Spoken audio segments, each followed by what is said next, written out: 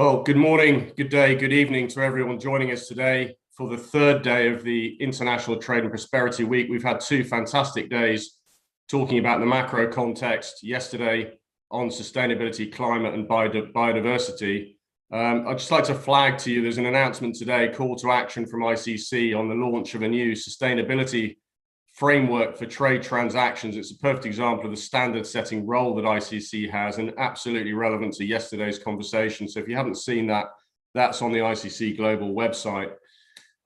If you have missed any of the content over the last day or two, please do jump on YouTube. All the sessions are there for you to download and watch in your own time on demand. And we'll continue to do that for today and tomorrow.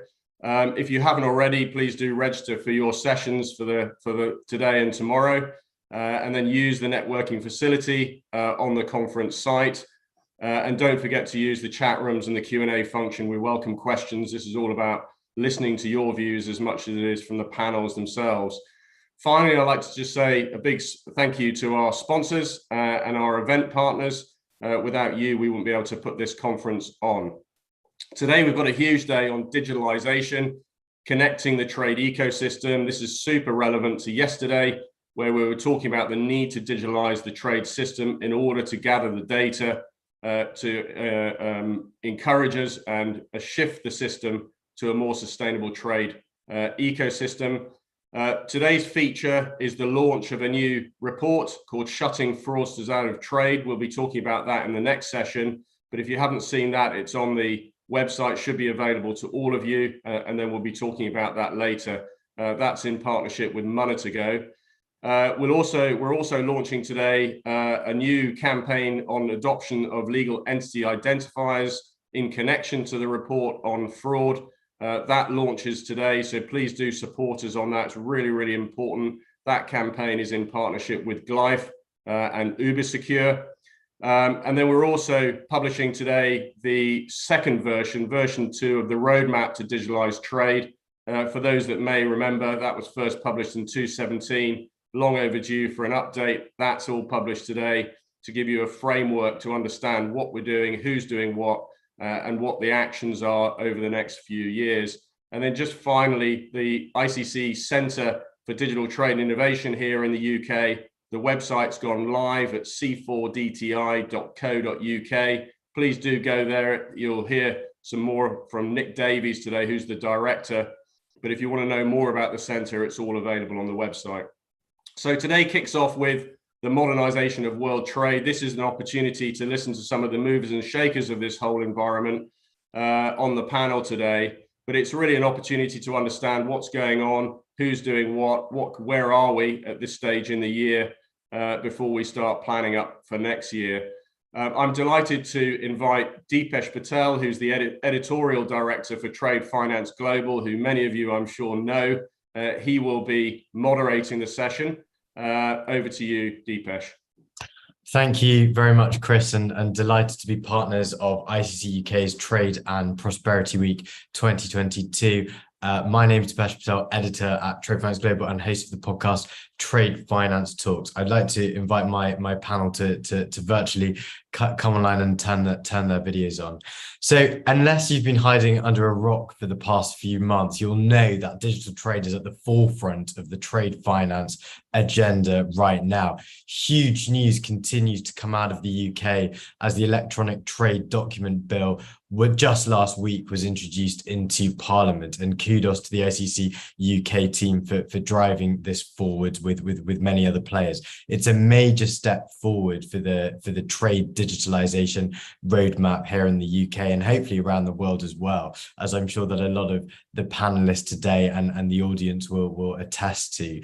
Whilst this is a great step forward, there's a lot that needs to be done, and of course a lot is happening every single day on other fronts to really drive digital trade home and bring that much needed efficiency to a vastly outdated industry. So today I'm truly delighted to be joined by an amazing global panel to discuss some of the progress that's been made and brainstorm some ideas for overcoming the challenges that still remain. So I'd like to welcome Luca Castellani, Hannah Ngoyan, Sin Yong Lo, Nick Davies and Patrick Zekar, and I'm going to ask you guys to introduce yourself in terms of who you are, where you're from, and what you do. So in no particular order, Patrick, over to you in 30 seconds.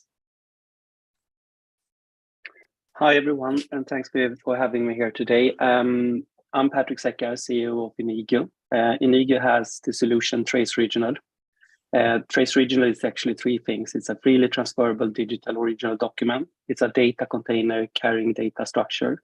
And it's a data vault which are able to contain data. That's short about me. Thank you. Hannah, over to you. Thank you, Dipesh. Good morning, everyone. My name is Hannah, Director of Digital Ecosystems at the DSI, Digital Standards Initiative. I'm usually based out of Singapore, but today I'm speaking to you from Paris, ICC headquarters. Our mission at the DSI is to help world trade digitalize faster and deeper. And what does it mean? We do that by accelerating the development of a globally harmonized and digitized trade environment. And we do that by engaging both the public sector and the private sector. We work with the public sector to progress regulatory and institutional reform, which I guess we'll spend a fair bit of time talking about today, and also mobilize the private sector on adoption, implementation, and capacity building. Thank you. Thank you very much. Luca, over to you. Thank you very much, Dipesh, and good morning, good afternoon, good evening, everyone. My name is Luca Castellani. I work at the Secretariat of the United Nations Commission on International Trade Law, or UNCITRAL, and in particular, I have been the secretary of the working group that has drafted the UNCITRAL model law on electronic transfer records. And of course, I am here in a personal capacity, and whatever I will say does not reflect the opinions of the United Nations. Thank you. Thanks, Luca. Sin Yong. Oh, I think you're on mute. Sorry, I was mute. Hi, good day, everyone. My name is Sin Yong. I'm the Director of Trade Trust, the team that started Trade Trust movement from Singapore. I work for the Infocom Media Development Authority, which is a statutory board under the Ministry of Communication and Information. And our organization regulates broadcast and media content. IMDA also regulates telecommunication infrastructure, postal services, and personal data protection. However, we also have an industry development role, and it's in this role that we decided to tackle the age-old problem of paper in cross-border trade. Thank you very much. And last but not least, Nick, over to you. Hi, thank you, Dipesh, and good morning to everybody. I'm Nick Davis. I'm the director of the ICC's Centre for Digital Trade and Innovation. We kicked that off in April with good support from both ICC and from industry, and indeed from ministers here in the UK. I'm actually speaking to you from Maastricht in the Netherlands, where I'm at the World Customs Organization Technology Conference and making some excellent connections there with the world of the regulatory side of trade. But our role is really to bring together the practical piloting and testing of the technology and the standardization of its application to really bridge the private and public sector efforts in this area, and really ensure that as we move forward, we answer the requirements of both policy and commercial delivery. So very pleased to be here today. Thank you very much. Thank you very much to everyone for joining, and a truly global international group here. So we're going to start with a bit of a helicopter view and the current state of play. Hannah, what are some of the latest discussions going on around the digital trade water cooler, so to speak? Thank you, Dipesh, for that great question. Well, I mean, I was just looking at the news, and everything is moving so fast nowadays. And we had, I think, the latest yesterday coming out was the Green Economy Agreement between Singapore and Australia. So, I mean, we are talking about digital trade, and we're talking about green trade as well. And to me, I think this is one of the latest developments, and it's not, for me, it's two sides of the same coin, because we truly believe that digital trade is the key enabler for a dynamic and sustainable and inclusive growth. And before we talk about how our economies and trade can go greener and more sustainable, we need to talk about how do we unlock the inefficiencies that still exist today. And I think stability and predictability are still two main factors that are still going around in the world of trade. And digitalization is going to be the key to unlock some of those. Because in order to have stable and predictable trade, you need to have more visibility, more transparency, and more accountability in the supply chain across all the supply chain actors. And this cannot be done on a paper-based ecosystem. So I think on a broad helicopter view, I think governments and businesses everywhere are increasingly aware, not only of the benefits of trade digitalization, but also the cost of doing so. So you know that the cost of actually staying behind, the cost of actually being stuck with all of those inefficiencies and not being able to move the economy from the current stage to the next digital and green and sustainable future. That is the question that we have to answer. Thanks, Hannah. It's an interesting way of looking at it. You know, the cost of staying still and accepting the status quo is significant in order to move forward. Luca, what's your view of what's going on in terms of the current state of play at the moment?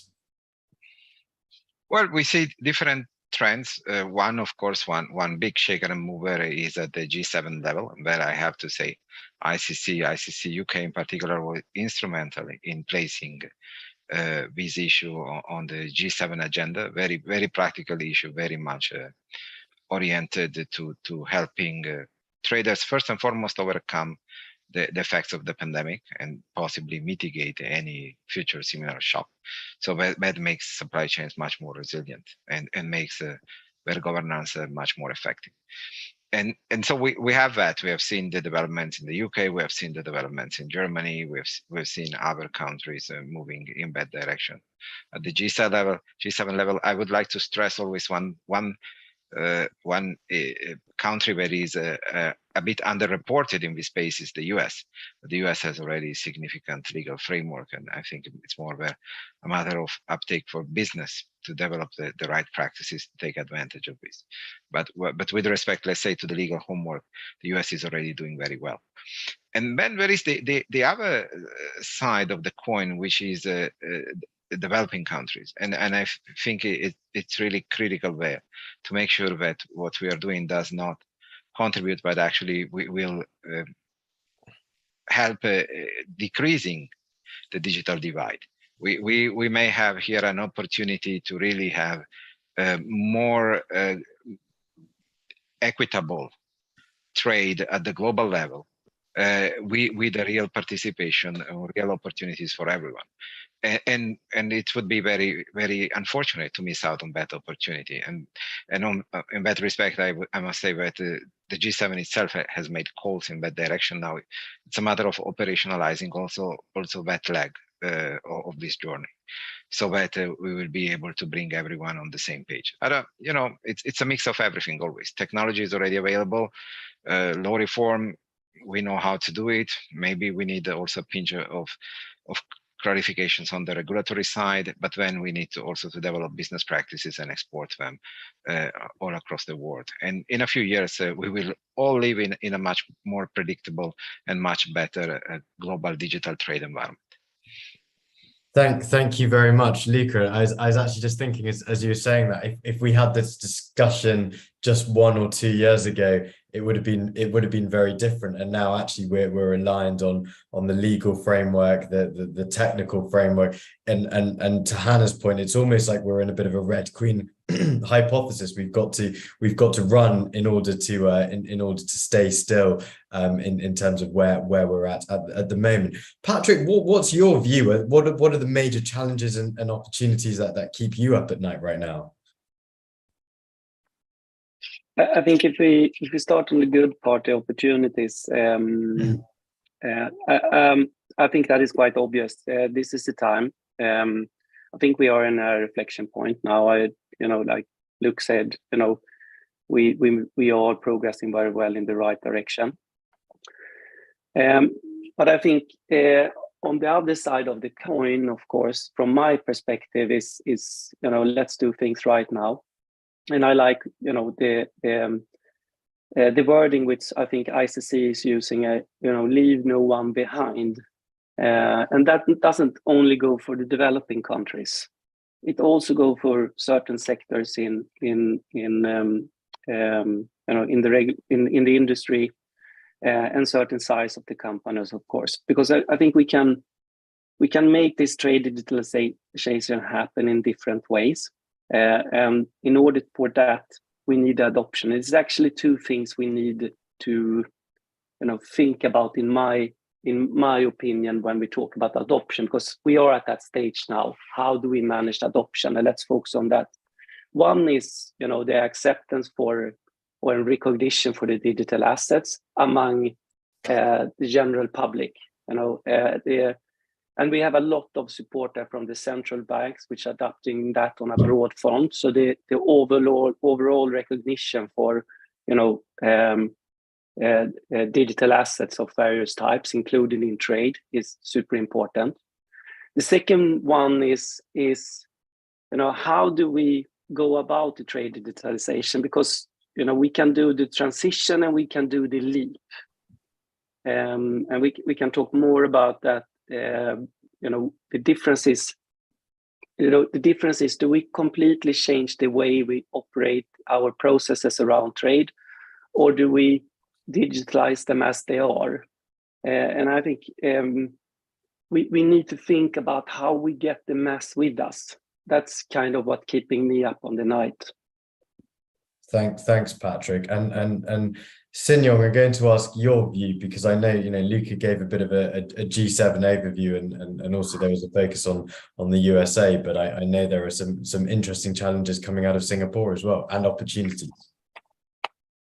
Well, at least based on what Luca, Hannah, and Patrick share, at least many have started to recognize that the solution to this whole ambit of how do we conduct trade digitally across border need to be a solution that combine business needs, standardization law, and technology. And I think the key is really the interoperability part. And the question is, how can we help businesses, big and small, or even tiny, to trade internationally across digital ecosystem in a seamless way? I think this is something that we need to repeat ourselves repeatedly to many different parties within the ecosystem, because from our point of view, there's this deep-seated mindset, which is also a main blocker of digital trade. In our work under the Digital Economy Agreement that Singapore has signed with many countries, I think this is beginning to change.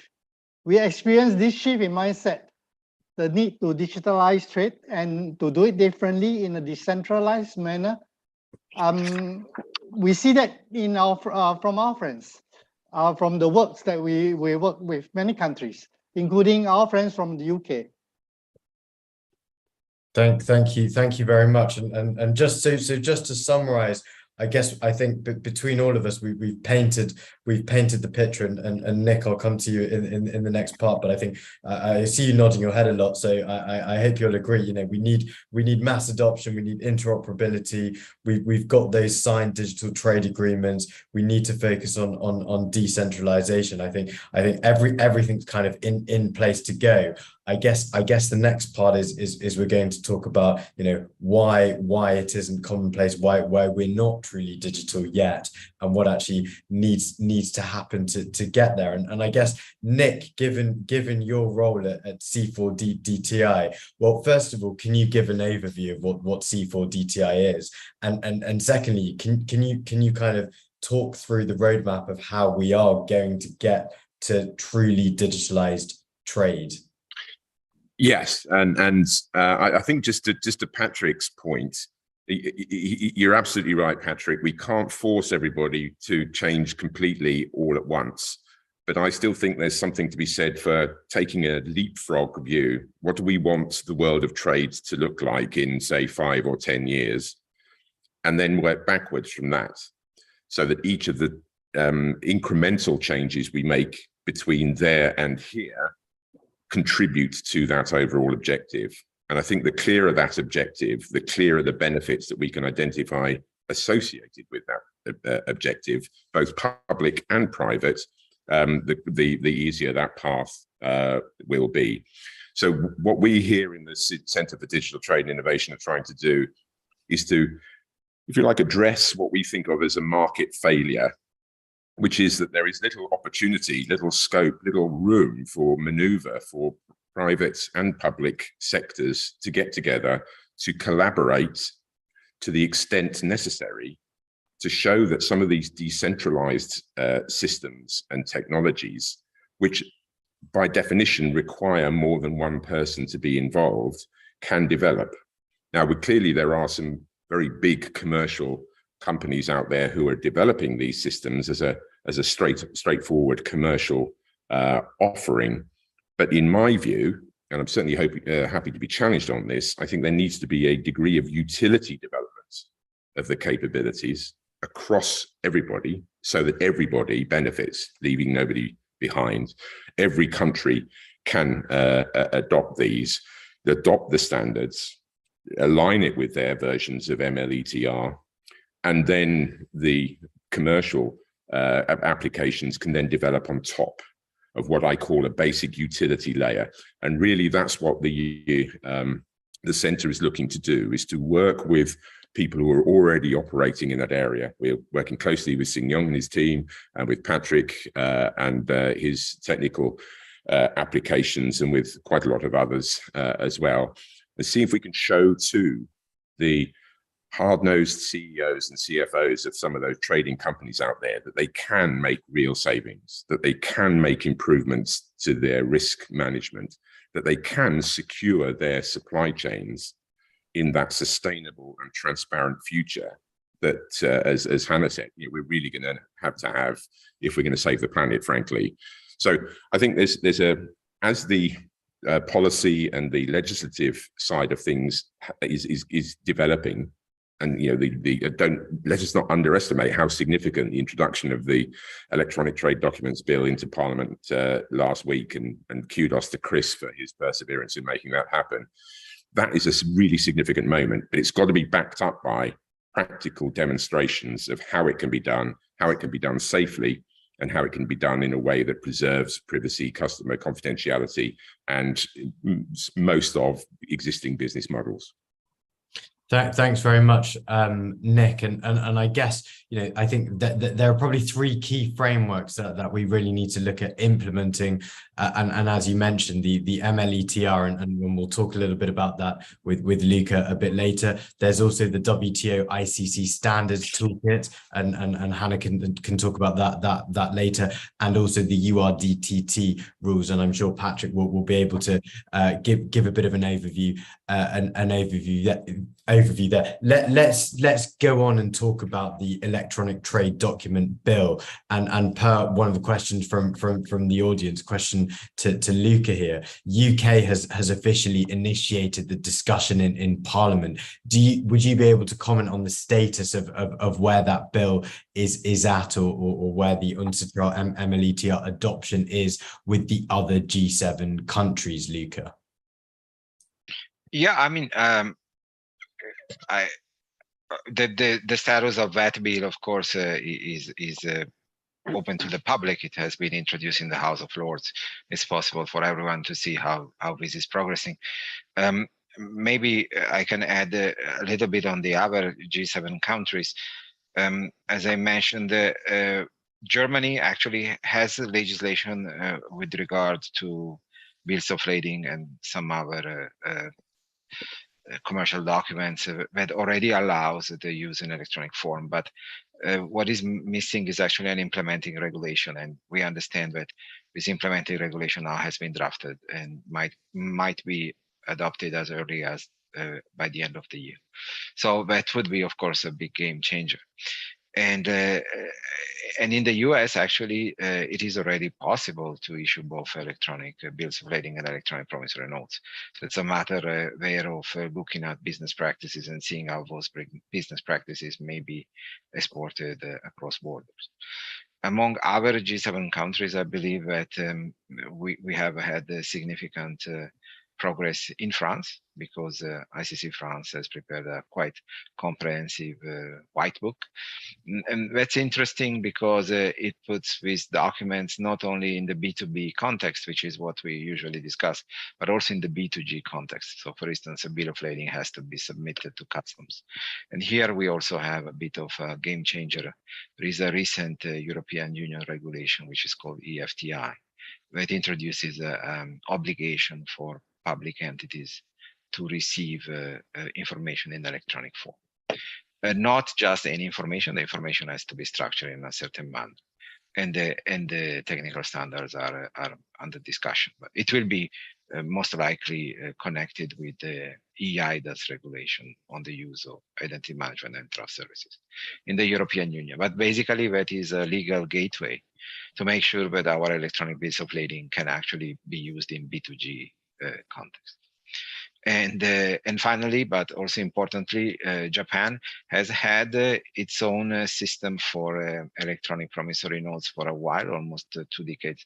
It's called the Electronically Recorded Monetary Claims Act, the law itself. And but that's mostly for domestic consumption. But what is interesting for the rest of us, so to say, is that now the possibility of opening up to electronic bills of lading on the basis of MLETR is being discussed. So we are at the early stages, but there's a promising signs. So basically, we have good news, at least from 5 out of 7 of the G7 countries. And when, of course, we move on to G20 and so on and so forth, we can add some more travel mates. Yeah, absolutely. And there has definitely been some progress in G20 countries as well. And Hannah, how does the introduction of some of these, not just the UK electronic trade document bill, but others in G7, G20 countries impact the work of the DSI? Thank you, Dipesh. I think, that the work that has taken us to here, spearheaded by Chris and colleagues from ICC UK, past few years to get us to this point, for the bill to be introduced into Parliament. That's a major milestone. But let's not forget that this is the result of, quite many years of effort, but also convening and collaborating with many actors across the private sector, but also, convincing various departments in the government that this is important. And this is a journey that I think, needs to be replicated and kind of escalated among many other jurisdictions. Just like Luca and Patrick alluded to earlier, we can't leave anyone behind. And so, this kind of journey is actually something that we see many other countries are already on the way. They are at various degrees of maturity levels, degrees of actually clearing those any remaining domestic, legislative hurdles to actually enable digital trade to happen. So I think that's great. And I think, looking at where we are now, 2 years after the Digital Standards Initiative was established, I think this is a very good sign because we see a new wave of collaboration and innovation across the board. Not only in the UK, but we have seen, ICC Japan, ICC Germany, ICC France, ICC Mexico, for instance, many of them actually having their own model of seeding digitization and digitalization in their own domestic market and working together. So from the DSI perspective, we see our role clearly in 3 areas. Firstly, again, how do we bring this legislative legal reform journey shorter and easier for everyone? So for that, we work very closely with Luca, with Citra, and also other members of the Legal Reform Advisory Board, bringing together, the funding from the multilateral development banks to the countries that need technical assistance to actually map out how big is the gap that they need to plug in order to make that enabling legal environment for digital trade. So that is something that we are doing already. And secondly, in order to really democratize this journey, making sure that it's not something that only rich countries can do, but also, to developing countries, for instance, we try our best to put together whatever toolkits available and make it truly accessible for everyone. So for that, as you mentioned, Dipesh, we put together the ICC WTO Standards Toolkit for Cross-Border Paperless Trade. And that is a publication that has been now available in 8 languages, free to everyone. And I'm very happy to see that the pilots being run by C40TI are actually testing some of those standards, for instance. So that's great.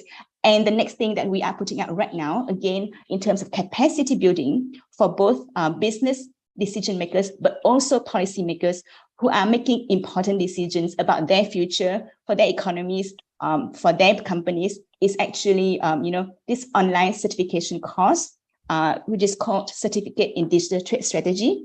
Is already available through ICC Academy. And our hope and dream is we would be able to give everyone the right building blocks and the right mindset, oriented towards interoperability, towards open collaboration, so that we can all go about this journey a little bit faster together.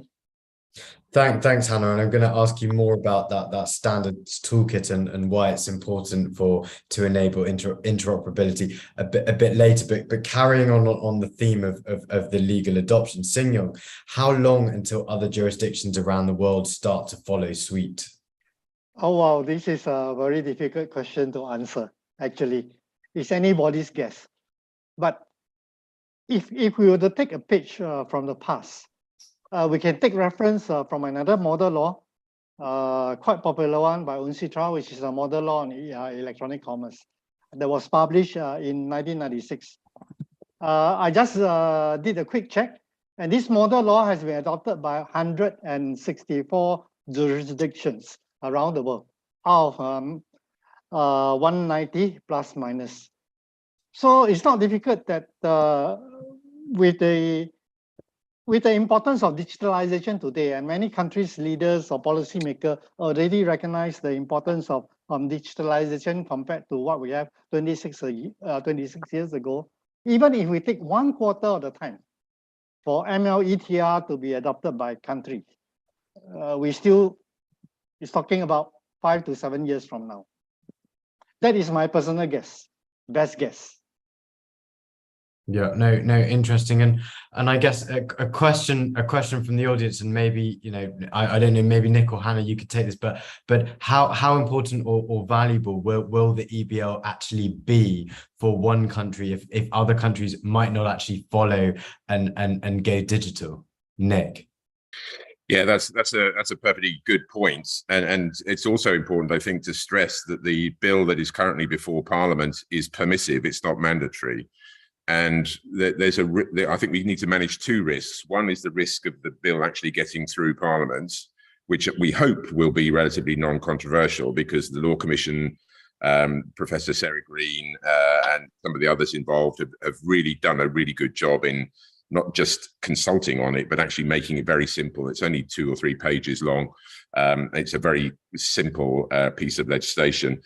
But the other major risk is that it gets onto the statute book, King Charles signs it off, and then everybody just ignores it and goes back to, or remains in the sort of paper-bound world that we've been in. So what we in the centre are going to be doing in between now and its royal assent, which we hope will be in the summer of next year, is mimicking the existence of it on both sides. So we're working with Singapore, for example, because they've already got it, and we'll be pretending, if you like, that it's in place in the UK, and showing how a shadow transaction at our end can actually work, so that by the time it does actually get royal assent, we're ready to go with a real life transaction, hopefully pretty much the day after that happens, and by which time we will have shown the benefits to those CFOs and CEOs who, think they've already they're already dealing with the way the world is now,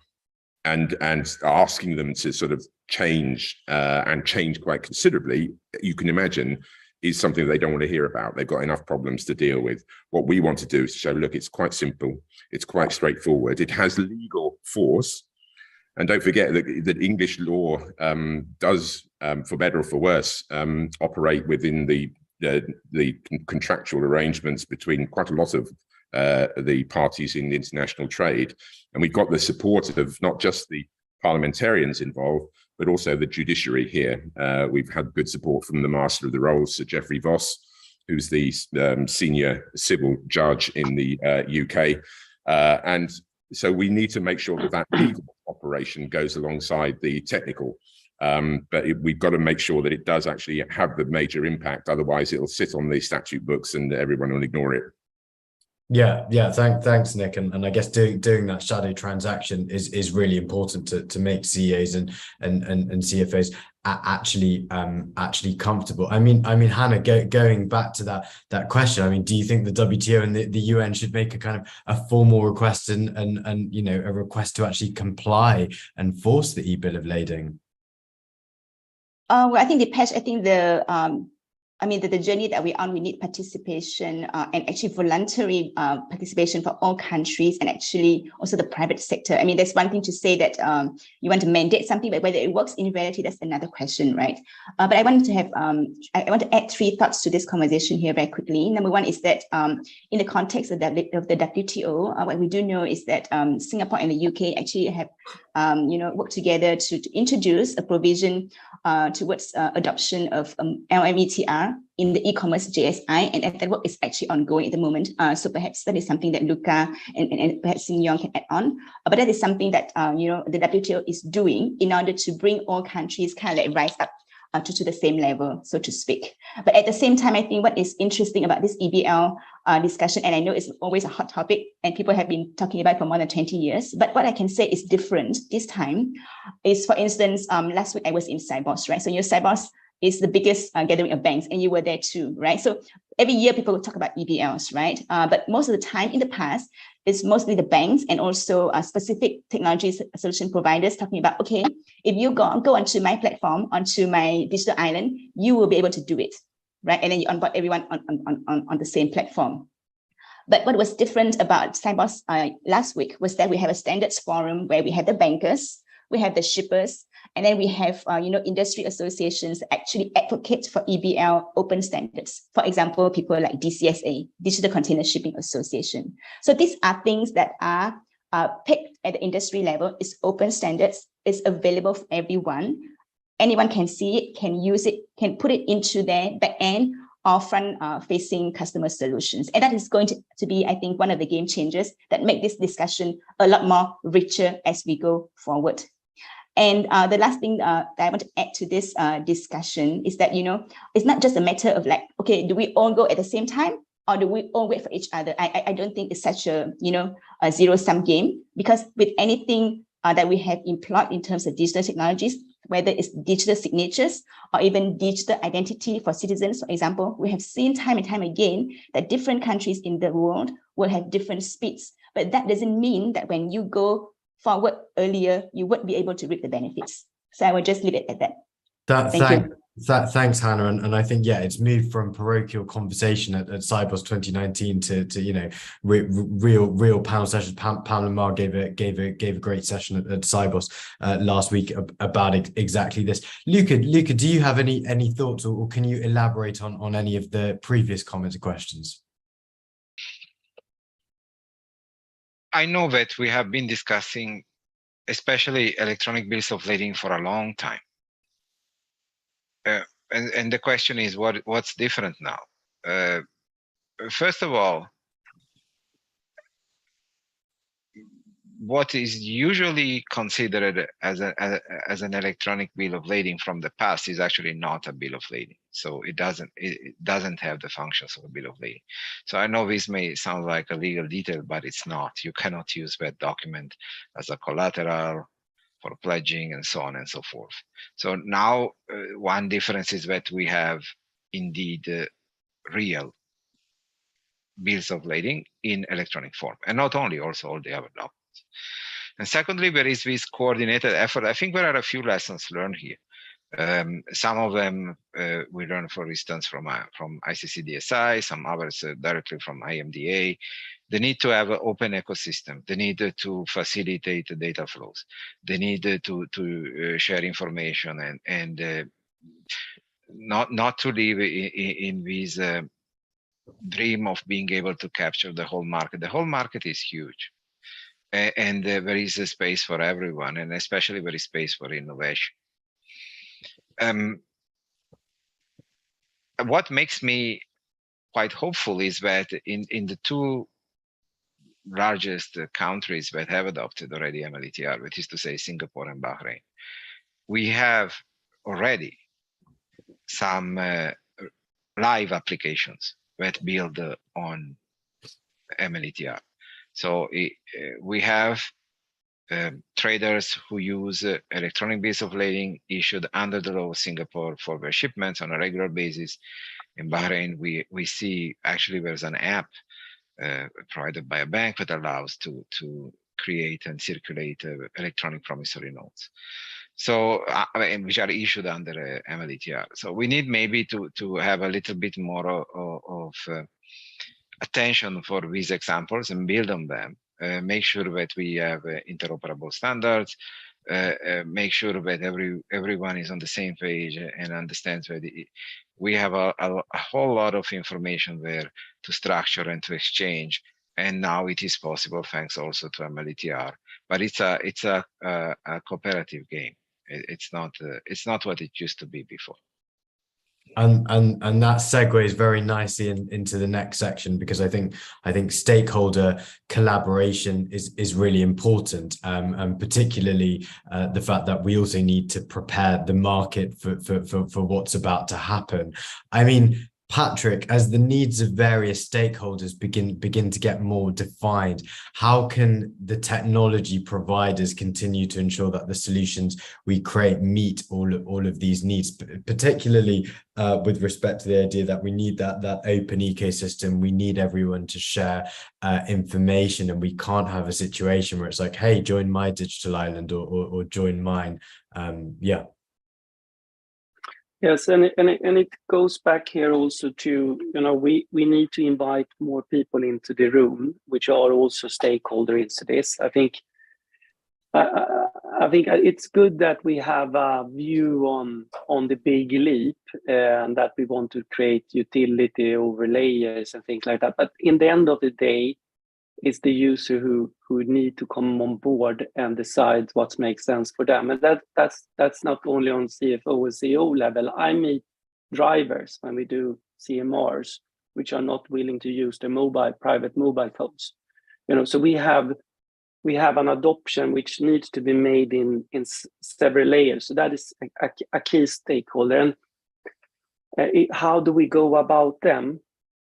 I think I agree with that. We need to show that the value of going in this direction, but also have an understanding of change always, comes with some efforts, and we need to make this effort as small as possible. That's why I'm very much for, a transition to get everyone on board, because this is a network game. I think in the end of the day, of course, there will be closed trade routes between parties which do not need the interoperability or don't need the network, and that's fine, because I think Luke said it very well. It's enough. It's big enough for everyone to be a part and participate in this. So I think the platform playing their role. When the value is big enough, and we can show the value, and then I don't mean only in relation to the e-bill of lading, because we should not steer ourselves blind on with fixing the e-bill of lading. There's a massive of other documents which we need to address also. And on top of that, we as a tech provider, I think we need to have a holistic view also to at least enable solution downstreams, because on the backdrop of the bill of lading comes the letter of credit and the compliant procedure, which is super important. So how do we cater or partner also downstreams in order to create more value than just that we provide, the digital e-bill of lading? So a little bit more holistic view, I think, is important. Yes, I think I stopped there, and I can. Sure. Yeah.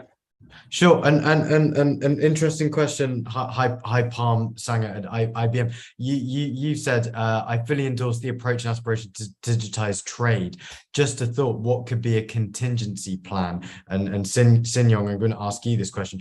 Can we introduce a catalyst perhaps to incentivize participation, and how can we really encourage firms to actually leapfrog and move forward? I think we have to look at it in each and respective different economies. In terms of catalysts to encourage businesses to adopt or change their practice to support trading digitally, I think most of the time, it has been well proven that government actually play a role in this, and that is our job in MDA to help our Singapore businesses to evolve and stay relevant over time. And we also need to understand that there are certain things that governments should drive, like building utilities at the infrastructure level, which by itself may not have real commercial value if a particular private businesses that are motivated commercially to do this. And of course, every other businesses will always be skeptic about it. Why are you doing this? If I'm too dependent on this, will I be locking to you, for example? So at the country-to-country level, we also need to understand the dynamics between countries. For example, yes, we are the one that started Trade Trust. No doubt is developed by Singapore. Then I'm often posed this question: why, as a country X, I need to have a technology, or why should I use a technology from Singapore? And I think the key is we need to recognize that, hey, is this technology proprietary or open? Because I often say that, look, number one, IMDA is not commercially motivated. We created something at the utility level so that to benefit both Singapore businesses and businesses overseas. And we deliberately make a decision to open source our work so that if you don't feel safe, number one, you can examine yourself before you decide to use. This is one. And because it's open source, and if you think that my team is not doing a good job, you can fork it. And this is very common. When you have a group of developers develop some foundational component, if it evolves to a stage that it doesn't meet market demand, it doesn't help others solve their problem, they will just fork it and come up with a new thing based on the foundation work that you have done.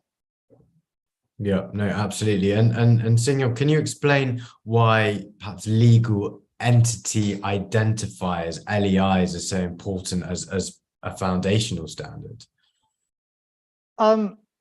Okay, in the decentralized world, right?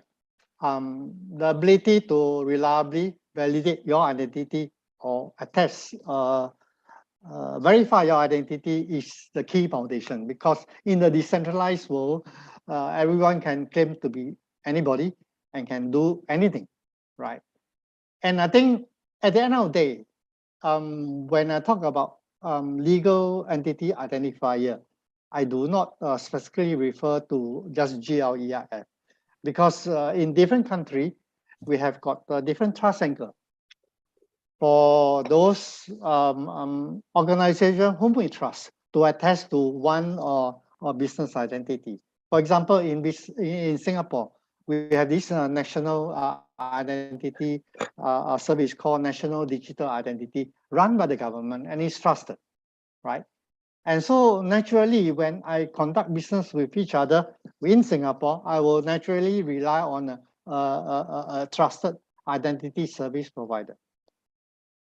But when I trade with my counterpart overseas, for example, then I will need to have a reliable way, because it's unreasonable for Singapore government to think that every country, every businesses around the world will sign on to NDI. That is not possible or not realistic, right? But from a Singapore government's perspective, I think what our job is to help, say, our businesses overseas counterparties to actually have a reliable means to identify our businesses. So the other way around, our businesses also need to have a reliable way of identifying their counterparty overseas digitally. And I think this is where global frameworks such as GLEIF comes in.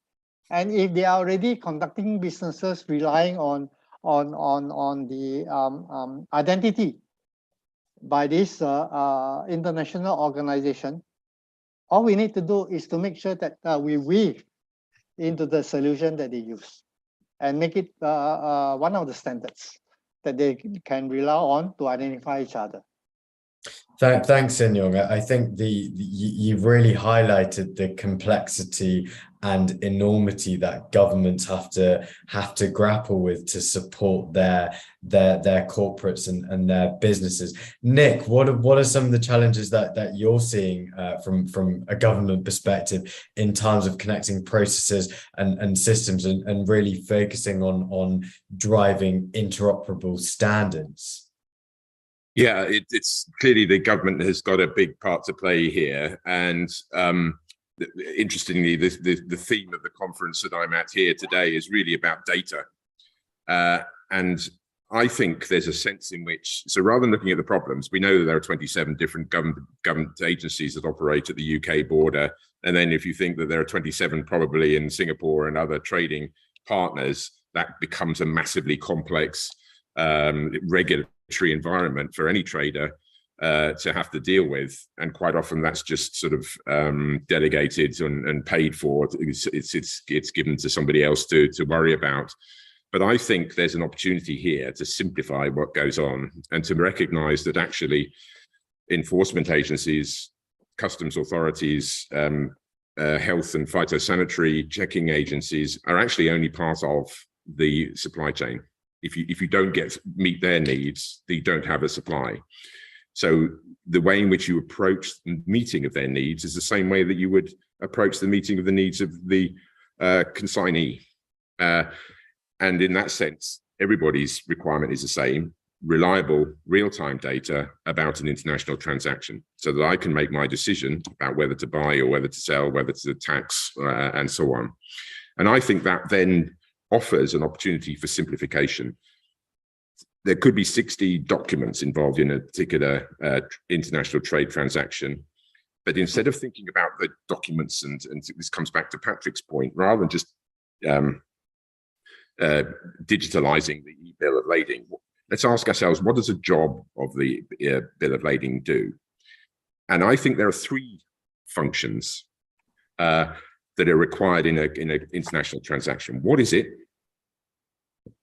Who owns it? And who's paying for it? That's the certificate of origin, the bill of lading, and the promissory notes or letter of credit. Now, each of those, I think the functions can be performed by the same chunk of data, which can be generated at the point of the international transactions being struck. And our research shows that the additional amount that is required at that point is about 5%. All the rest is just repetitious. You're going through the same bits of data in establishing levels, the relationships of trust with those different entities using exactly the same data. So stop doing that. That makes no sense at all. Generate all the data that is required at that first point and ensure that it's sufficiently comprehensive and assured within your technical system to enable those three functions to be carried out. And that is the approach we are taking with our pilot work with Sin-Yong and his team, who are, by the way, doing a very good job. So you can ignore what Sin-Yong implied there. And we're trying to take those three function approach. And we know, because Patrick and others have been involved, that the bill of lading stuff is already being done within the P&I clubs, for example. We want to take that into the public law arena. We know that Lloyds and others have already done promissory notes in distributed systems. And we know that the Australians in Singapore have already tested through the Intergovernmental Ledger, the certificate of origin. Let's do each of those three things in the same digital environment. And I think that's where you get real transformation. And you base it on distributed systems, you base it on decentralized but standardized formats, and then That's how you let the thousand commercial blossoms bloom. And I think that's the way in which we get the transparent and sustainable trade systems that we're going to need in the future. Thanks, Nick. You've summarized it very well, and you've made it seem so simple. I'm actually going to kind of say that again. You know, you've got your three things: what is it, who owns it, who pays for it, certificate of origin, bills of lading, prom notes, LC respectively. And actually, all those data points are fairly similar. Can't we just use the original data points rather than replicating, which, you know, increases human error, etc., etc. I mean, Patrick, you talk to banks every single day. What's the reality? What are the biggest pain points and challenges from the bank's perspective? Because, you know, whilst we're doing all of these case studies and transactions, you know, virtual transactions, until the law is actually adopted, I still think banks are going to have quite a few problems in actually implementing this, right? Yeah. I think one, you know, I think I guess they're facing the challenge, and I shouldn't talk on behalf of the bank actually, because I'm no longer a banker, but what I would, if I was sitting back in my bank chair, I would say, you know, the same thing as I said traditionally with trade finance here, which also started the digitalization journey long ago. There are multiple initiatives going. So, you know, how will the map look? And I think who should we onboard to? Who should we partner up with in order to secure that we are future fit? However, I think these discussions has lightening up because the interoperability is high on the agenda, which is need to be. In certain instances, as I said before, certain instances can go platform, but I think overall, if the old saying, you know, the more the merrier, or the more the better, that everyone joining the same platform, then it's happy. I think that it's kind of going away. I think if you going to be a tech provider, it needs to be on the basis the fewer the better. So only one party need to be a partner of Inigo in order for the ecosystem to leverage the digital documents. That's kind of the thinking. And then on top of that, you know, these documents need to be interoperable with other players in the market. It's no solo game. So I think that more on what I would expect coming up, and I think we have a responsibility there. You know, legislation is moving in that word in the speed of light, and applying the model law, looking at compliant to the model law. It's you know, how do you assess being technology being compliant to the model law?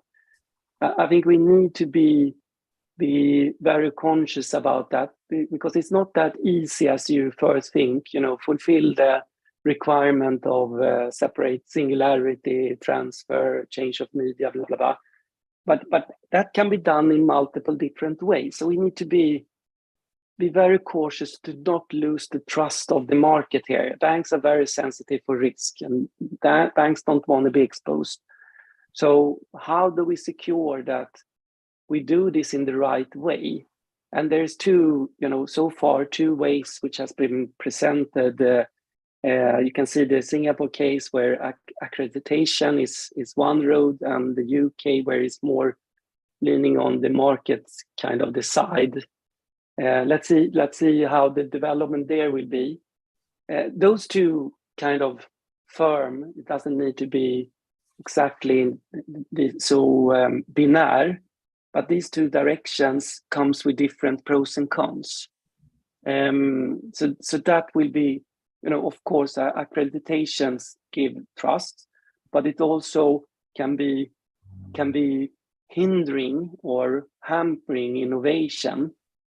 So you need to balance that by, you know, market decides do we build ourselves into different technologies which are then not, interoperable with each other, or are we finding ourselves, like in the supply chain area historically, finding transactions which are not compliant, and there will be a loss of faith.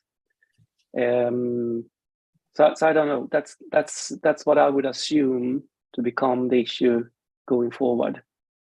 Thanks, Patrick. I mean, Hannah, how do we, this is, I guess, a difficult question. How do we level the playing field? I mean, we talk about the trade finance gap. I don't think we really talk about that digital divide in too much detail. I know ICC reports on this. There's a reticence to actually invest in digitalization because of lack of funding or lack of resource, particularly for those smaller banks and even smaller corporates and SMEs. How do we make sure that everyone has a level playing field when it comes to digital transformation in trade finance? Thank you, Dipesh. I think this is a topic that always come up again, and this is something that people ask a lot because they are really interested to move and to really go forward with the digital transformation that everyone knows is kind of inevitable. But how to do it in such a way where you minimize the regret costs and kind of like flatten the learning curve so that it's not so hard on all the actors involved? I think that's the question. And I think this is where ICC really is here to help, because again, we have a very inclusive ICC Banking Commission. And as you know, we have the e-rules available for a while now, which is, for example, EUCP. The rules actually help banks learn how to accept electronic documentation when it comes to letters of credit, for instance. So the rules have been there, but the reason why they haven't been adopted too widely until now is because still we have those digital island issues that we have talked about. But now that we have open industry standards and we have open source utilities such as Trade Trust from IMDA, or the DNI initiative from ITFA, I think there's a few examples that we see. Now we have a constellation of factors that were not there before. We have the banks willing to do it. We have the customers asking for it. We have the inefficiencies that were highlighted and exacerbated during the pandemic, that people understand that once we are here, we can't go back. And we have the rules and practices in place that guide us how to do it. We have open source standards that are there for not only e-bills of lading, but also for e-invoices, for COOs, for packing lists and everything else. So the ingredients of success are there. But the problem is not everyone knows what are the pieces that need to be assembled, right? And so again, I think why we say ICC is here to help, because that's the reason why we want to make it easier for people to actually see the pieces that need to be assembled and actually go and try and implement each of these pieces in their own operation process. So again, I highlight the standards toolkit that is available. That gives you a starter guide, 20-page. It has everything inside there. Why is MLATR important? Where are the places to access open standards? What are the frameworks that are built with interoperability in mind? Where to go and find out and actually test some of this. And again, of course, I think this is where we have the next nexus, which is actually pilots and implementation. And again, initiatives such as C4DTI are important because it shines a spotlight on how do we actually catalyze the adoption journey, right? And how do we actually handhold businesses at the local and regional level to actually implement the international standards once it has been identified. And so what I think is going to be very interesting going forward is where we have governments having digital trade lanes. We have local implementation centers like C4DTI. We have industry bodies chipping in. We have private sector and the technology solution providers actually all looking at the same building blocks and say, okay, this is going to be the new ecosystem. We can all have a bigger pie and share the benefits from that. Thanks very much, Hannah. And I think the ICC Roadmap version 2.0, a link to the C4DTI website, information on LEIs, Also, some of those e-rules and EUCP and also the standards toolkit are being shared at the moment with the audience. And I do encourage, if you have any questions for the panel, please ask them now. I mean, education is incredibly important, and if I may make a shameless plug, but you know, the ICC Academy has recently launched or is about to launch the Certificate in Digital Trade Strategy. Right, Hannah? Yes, that's right, Dipesh. And in fact, we are in the early bird campaign right now, so it's actually 20% off.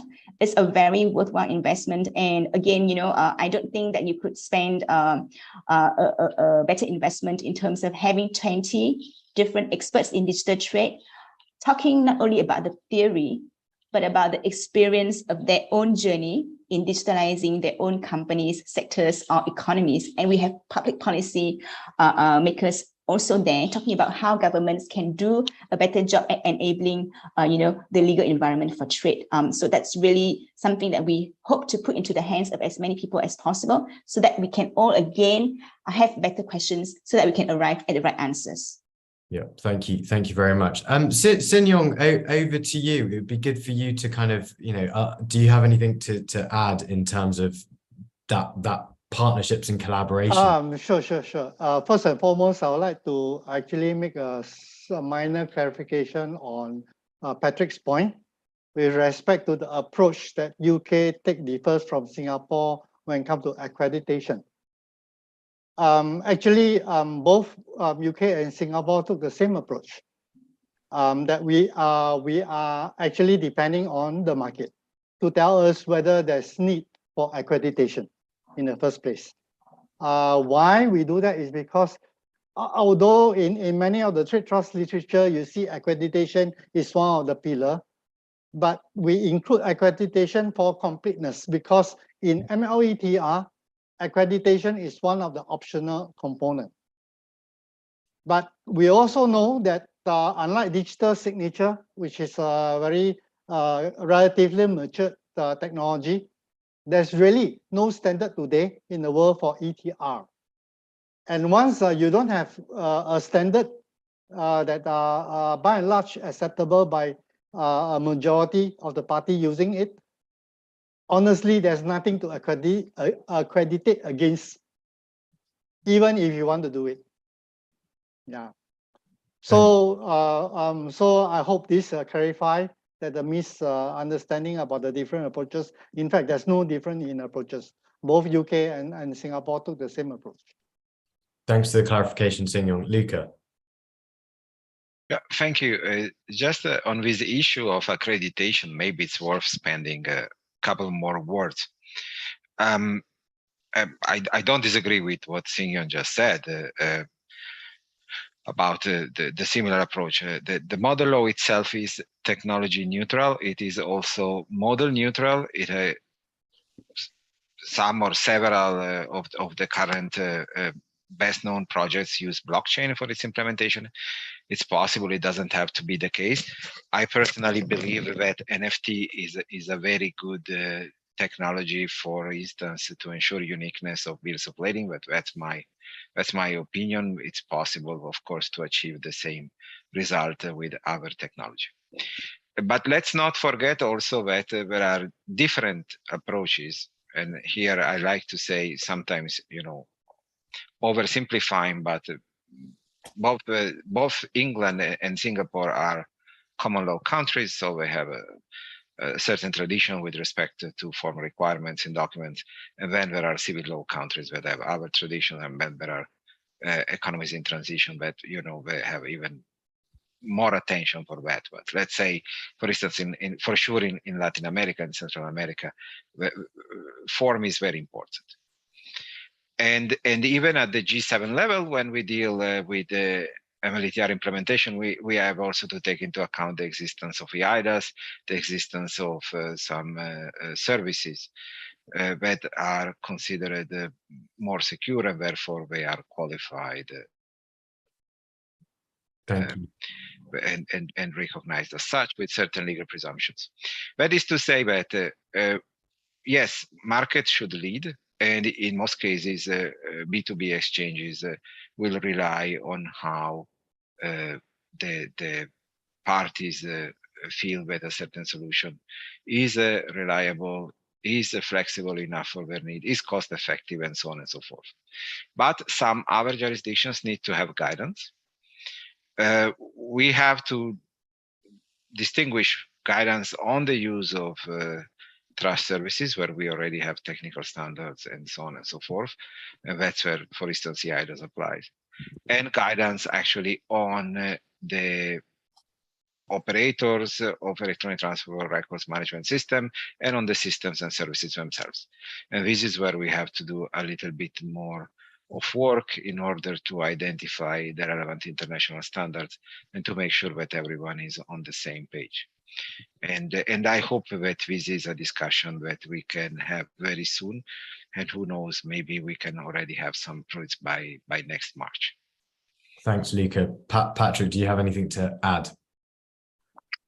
Yeah, no, I think Luca now put it in a very good way, and I appreciate that initiative, because we will come to the next step of maturity, and it's not, from a technical perspective, super simple to comply with the model law, and there are different ways to, when we come into details on how do you apply the signature, how do you manifest the transfer of possessions, and then we come into technical differences on methodology and things like that, and that will be absolutely fine. But we just need to secure that we have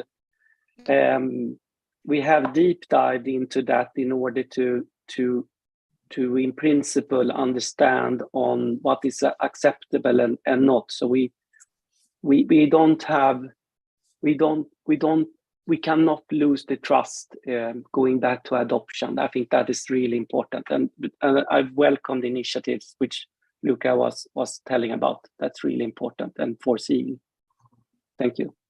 Thank you very much, and great discussion there. I'm actually going to wrap up now and just double checking the title of the webinar, the modernization of world trade, and back to one of the first points we make. How do we leapfrog, or do we transition towards where we need to get to? I mean, as Emmanuel Gann and I often say, is it an evolution or a revolution?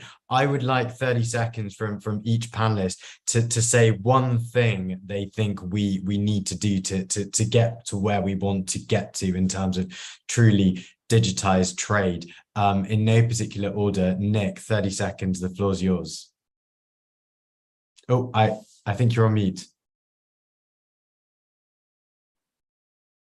Sorry, yes, we do need to leapfrog. We need to have a vision in mind. We need to bear in mind that the way that we currently do things now is unsustainable, is not going to solve our problems. It only takes one boat to get stuck in the Suez Canal and the whole thing goes to pot. We've got to do things differently. We've got to deliver on broader policy areas than just trade. There's saving the planet is massively important, as Hannah started off this discussion with. So we need to think about what that ideal world for our children is going to be like in 10 years' time, how trade and customs and all the other things associated with it can contribute to that. And I think the answer to that is transparency and accountability in supply chains. And I think if you can get that done, then the ease by which people will actually be able to transact will flow almost as an incidental benefit.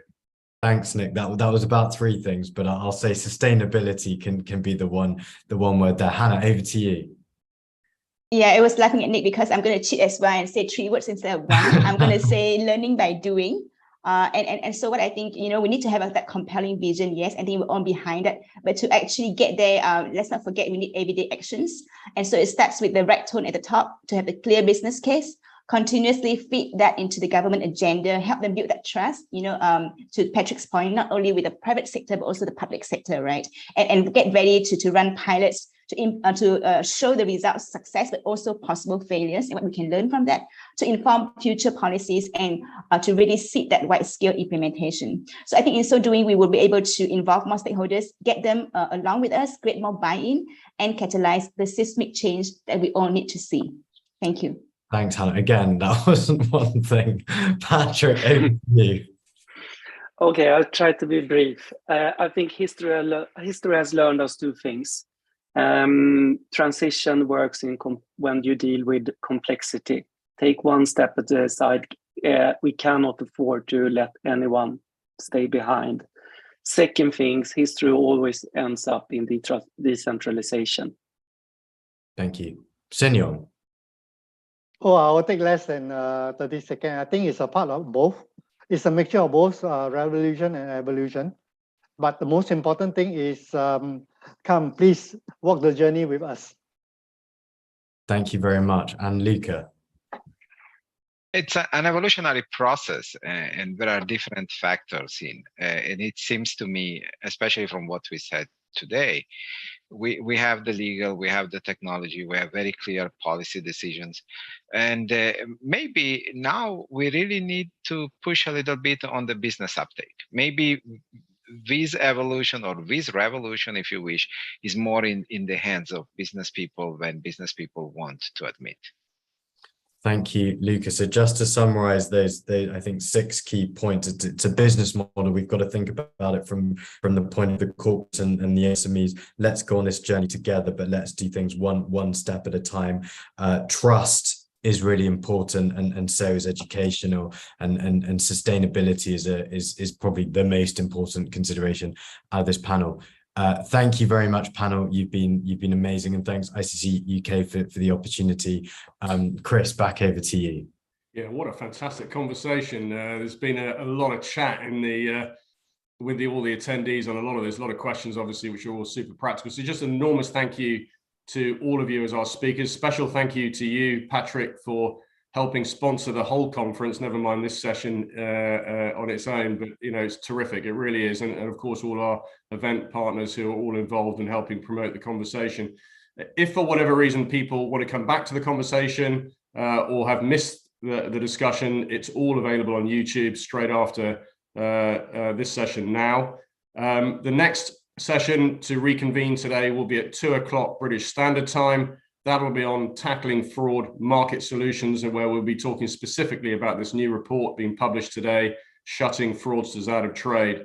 A clue ahead of that is, surprise, surprise, some of the solutions to tackle fraud are exactly the same as what we're talking about here in terms of connecting the trade ecosystem. Same foundational standards, technology, smarter use of technological systems and solutions. So look forward to seeing you there all at 2 o'clock. Thank you very much, everybody, for participating.